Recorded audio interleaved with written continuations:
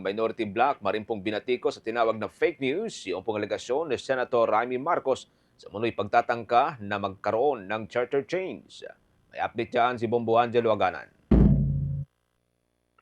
Bombo Genesis Bumbo Ever, mariing binatikos ng mga miyembro ng Senate Minority Bloc ang mga akusasyon ni Senator Amy Marcos na may mga namumuo umanong pag-uusap para sa pagtatangka ng charter change o pag-amyenda sa 1987 Constitution upang umano'y palawigin ang termino ng kanyang kapatid na si Pangulong Ferdinand Marcos Jr. Sa kanyang privilege speech, binunyag ni Marcos ang umano'y mga pagpupulong para isulong ang CONAS o Constituent Assembly. Nagpakita rin ng senadora ng video presentation kung saan inakusahan nito ang minorya sa pamumuno ng dating Senate President Vicente Tito Soto III na may alam sa pagtatangka ng pagbabago ng konstitusyon. Paulit niyan, pakinggan natin ang mga bahagi ng pahayag ni Senator Amy Marcos. Too long, our Filipino people have been left uncertain, confused, deliberately kept in the dark regarding the true intentions behind the continuing and increasingly belligerent efforts to append the new Senate leadership and worse, to amend the Constitution. The Filipino people deserve clarity. The Filipino people deserve honesty, and above all, the Filipino people deserve at least the truth. Una itong tinutulan Bombo Genesis, Bombo Ever at binatiko si Senator Mig Zubiri kung saan naging emosyonal ang senador sapagkat isa umano siya sa tumutol sa charter change at tumayong ipaglaban na hindi amyendahan ang 1987 Constitution.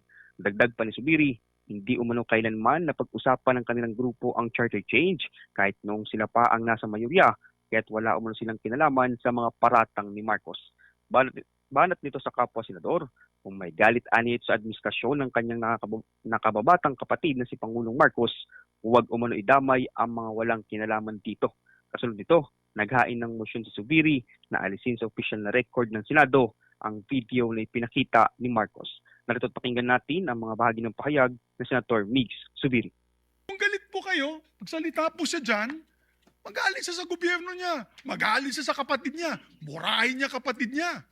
Pero wag naman niya idamay yung mga tao na walang kinalaman dyan.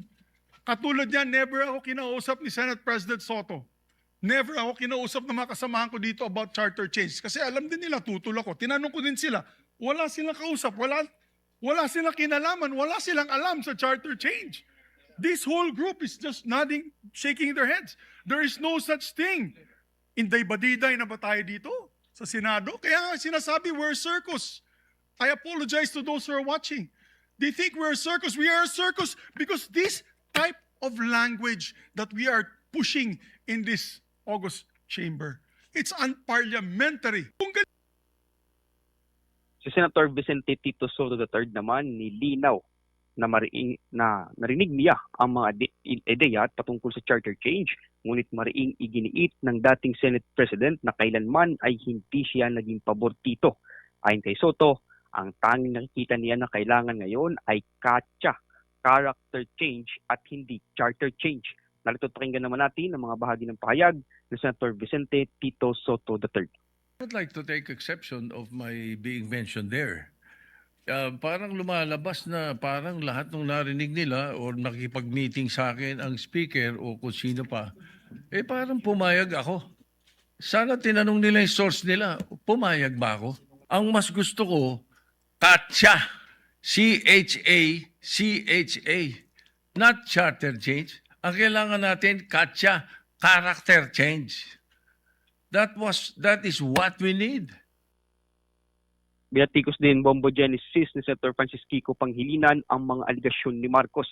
Bilang nagsilbi ani ang chairman ng Constitutional Amendments Committee, wala umunong naging pagdinig ang komite ukol sa charter change noong Agosto ng nakaraang taon hanggang Mayo ng kasalukuyan. Isa niya itong patunay na walang katotohanan ang mga aligasyon ng kapwa senador. Binigyan din ni Panghilinan na wala umunong puwang sa plenaryo ng Senado ang mga kasinunghalingan at mga kontrobersiyang walang ebidensya. So pakinggan naman natin si Senator Francis Kiko Panghilinan. Clearly, this information has no place in this chamber, Mr. President. Sowing of intrigues has no place in this plenary hall, Mr. President. Fake news has no place in in this plenary hall, Mr. President. And I say this by presenting the facts, Mr. President. This representation was chairman of the Constitutional Amendments Committee from August 12 until May 11. And the records will speak for itself. Sabi nga nila, we should seek the truth from the facts and not from disinformation video propaganda.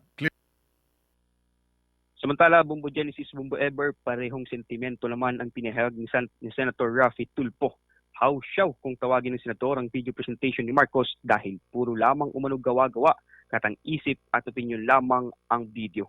Binigyan din ni Tulfo na kung maglalabas umano ng expose, dapat may kalakip itong ebidensya na sumusuporta sa pinapakitang video na may katotohanan ang nilalaman nito. Ito, pakinggan natin ang mga bahagi ng pahayag ng Senator Raffy Tulfo. I've been in public service broadcasting sa media for almost 30 years now. First time na ako nakita ng Haw-siyaw presentation kanina. But before that, let me tell you this. Sana wag natin gamitin yung plenary para sa mga conspiracy theories natin. Sana maging totoo lang tayo. Matapos na batikusin ng mga miyembro ng minorya at sinang-ayunan na alisin sa opisyal na record ang video presentation at aligasyon ni Marcos, nagpasya naman ang senadora na i-withdraw ang naturang video ayon na rin umano sa kahilingan ni Senate President Alan Peter Cayetano. Ngunit bilang kapalit aniya, dapat ipangakong hindi magkakaroon ng term extension ng kapatid na si Pangulong Marcos at magkakaroon ng eleksyon sa taong 2028. Nag-uulat mula dito sa Senado, ako si Bombo Anghiloganan and this is Bombo Radio Philippines, the #1 and most trusted source of news and information. Basta Radio, Bombo. For the most trusted source of news and information, visit our website at www.bomboradio.com. Follow us on Bombo Radio mobile app, Facebook, YouTube, TikTok, and X, formerly Twitter. Like, share, and stay connected. Anytime, anywhere.